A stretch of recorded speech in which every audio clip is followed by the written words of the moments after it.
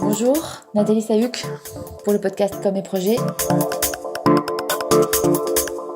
Le podcast qui vous aide à bien communiquer sur les projets qui vous tiennent à cœur. Pourquoi je vous parle du positionnement ? Il m'a semblé important de rentrer un petit peu dans le détail de tous les éléments qui vont vous permettre d'élaborer votre plan de communication. Or, le positionnement est probablement la bête la plus difficile, la plus exigeante et la plus utile pour monter votre plan de communication. Alors j'ai pensé qu'il était bien de commencer par lui. Le positionnement, c'est les mots que vous allez mettre les uns à côté des autres pour décrire votre projet en le différenciant de ce que les autres font. Donc pour un produit, un positionnement, c'est un positionnement d'abord marketing. On va positionner par exemple un produit sur un certain type de marché. On va le consommer à des moments particuliers par exemple.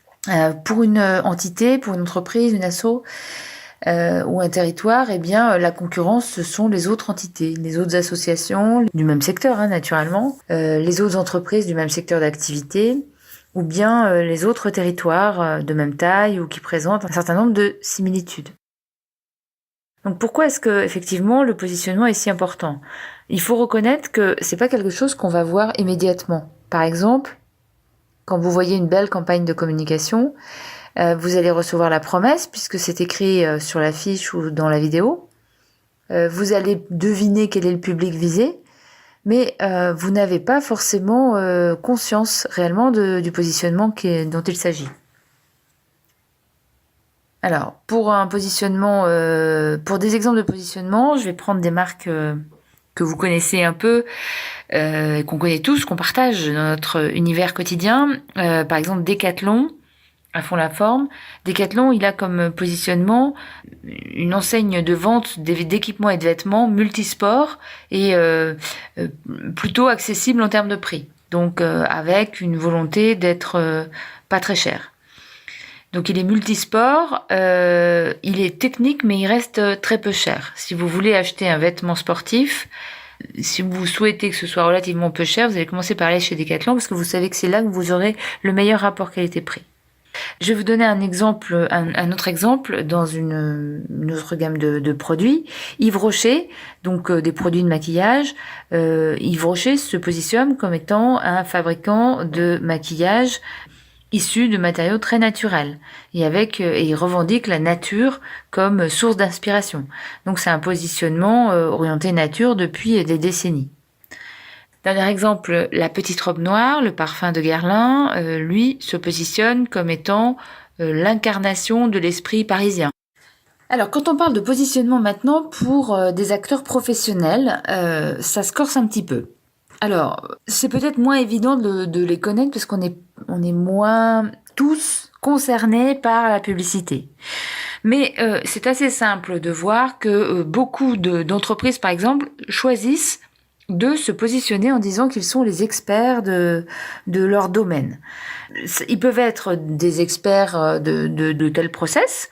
Alors ça peut être vrai pour des entreprises industrielles, ça peut être vrai pour des entreprises de services qui elles pourront revendiquer par exemple une méthode spécifique, expérimentée et éprouvée.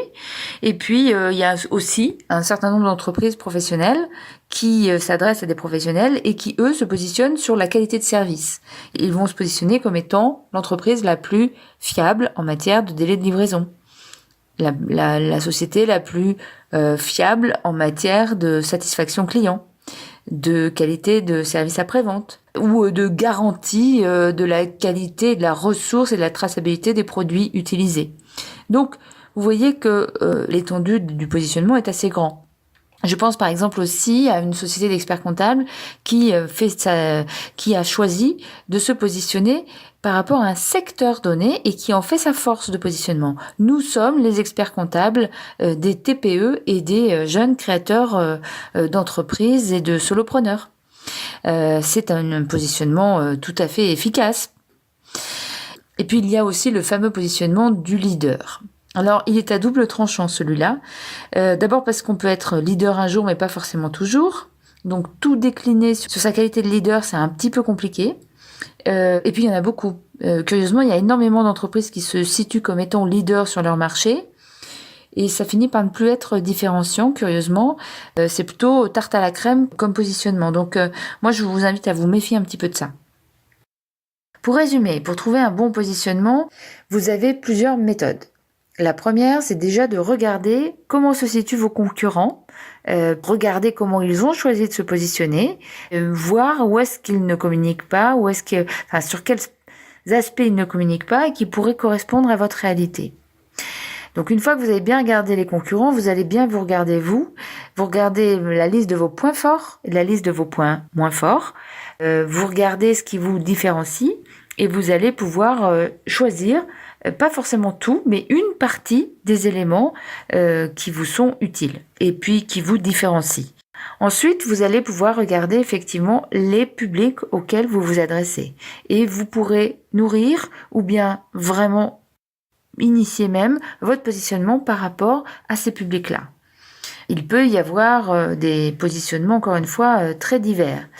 Et puis, pour ceux d'entre vous qui auraient quelques difficultés dans cette logique-là, pensez aussi, même si c'est pas recommandé par les puristes, à penser votre univers de communication.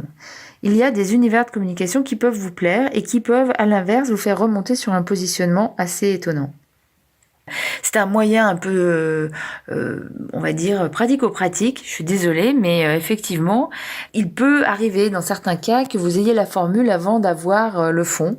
Mais c'est une autre façon d'exprimer le fond et vous allez remonter au fond.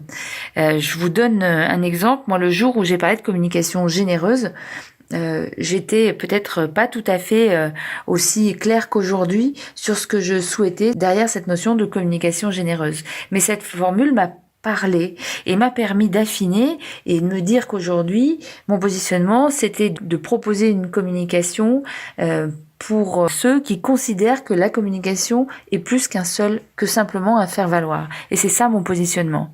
Ce qui m'intéresse, c'est de me positionner en étant spécialiste de ceux qui considèrent qu'il y a au-delà du faire-valoir, une valeur ajoutée réelle dans l'organisation, dans le projet, à communiquer dès le départ. Voilà, donc je ferme la marche pour vous montrer que on a le droit de faire des pas de côté et des pas en arrière aussi.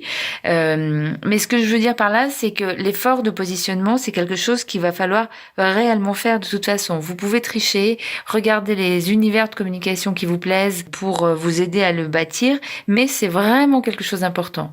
Et pourquoi c'est quelque chose d'important ? D'abord parce que dans la plupart des cas, vous pouvez avoir des inspirations ou des envies ou des intuitions, mais une fois que vous avez écrit votre positionnement, ça sera un super garde-fou pour éviter de faire des choses qui soient incohérentes par rapport à ce que vous êtes donné. Donc ça, c'est la première chose.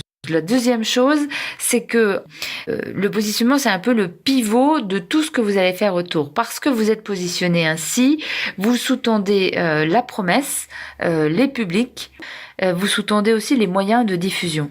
Donc, c'est quand même assez important dans toute la cohérence de votre plan de communication de prendre le temps de transpirer un petit peu, voilà, pour définir votre positionnement. La dernière chose que je peux vous dire enfin, c'est que il y a peut-être deux façons de considérer le positionnement. C'est vrai que c'est une logique marketing au départ, puisqu'on fait un benchmark, on regarde ce qui se passe ailleurs et puis on va trouver sa place dans le nuage de concurrents et une place qui soit pas trop occupée. Donc là, on est vraiment sur une approche d'étude, d'analyse de la concurrence et c'est bien. Mais il y a un deuxième aspect. Pour moi, un positionnement, c'est déjà le début de l'histoire de la communication. C'est déjà le début du teasing, c'est déjà le début de l'univers de communication qu'on va tirer. Et par exemple, c'est souvent là que va se positionner une clé importante pour le storytelling. Vous imaginez bien que Yves Rocher, par exemple, qui se positionne comme étant producteur de maquillage issu de produits naturels et inspiré attiré par la nature, il va forcément créer tout un univers de communication autour de la nature et il va forcément décliner son goût, son sens, son engagement auprès de la nature avec des signes extérieurs, des signes graphiques, des signes de contexte, et il va pouvoir emmener les gens dans un univers très spécifique. Donc le territoire de communication des Vosges est directement lié à son positionnement. C'est là où je vous dis que peut-être que vous trouverez votre territoire de communication avant de trouver votre positionnement. Mais ce qu'il y a de certain, c'est qu'il faut être très cohérent après dans la construction des choses. Voilà, pour terminer sur le positionnement, je vais vous faire une proposition. Je vais vous proposer de m'envoyer vos problèmes de positionnement. Si vous avez du mal et si vous ne parvenez pas à trouver quelque chose d'un peu original ou qui vous caractérise très bien, je vous propose de me contacter et j'aurai beaucoup de plaisir à travailler avec vous, comme ça, pour peut-être étayer un autre podcast plus tard avec un certain nombre d'exemples, mais en tout cas pour aller au bout de cette logique, parce que j'y crois beaucoup et je suis persuadée que le positionnement est quelque chose qui est central dans toute votre stratégie de communication, rien que ça. Voilà. Donc n'hésitez pas, profitez-en, voilà. C'est terminé pour ce 39e épisode. Je vous propose tout simplement de vous inscrire et d'aller mettre un certain nombre d'étoiles sur iTunes parce que j'ai besoin de vous pour faire connaître le podcast, pour le partager le plus largement possible et pour que d'autres le découvrent aussi. Je vous invite à effectuer vos évaluations. Si vous écoutez ça sur YouTube, écoutez, mettez un pouce. Voilà, allez, je vous remercie. Je vous dis à bientôt pour un prochain podcast. Au revoir.